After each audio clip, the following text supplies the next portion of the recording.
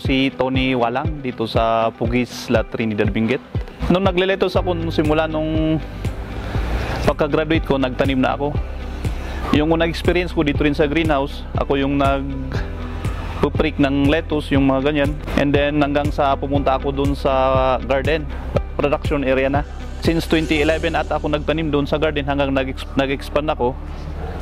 So simula nung nagtanim ako, yung tinatanim ko, green ice, romaine lettuce, lahat ng pwedeng ibenta na lettuce. Yung mga red lettuce, yun usually. Pero yung tanim ko ngayon, green ice tsaka romaine po. Yung natry kong seedlings ng Seedworks na Green Nova na variety, lang masyadong yung kulot, yung nawawalan ng shoots pag sa seedlings. Pati yung paglaki niya, pareho lang yung timbang.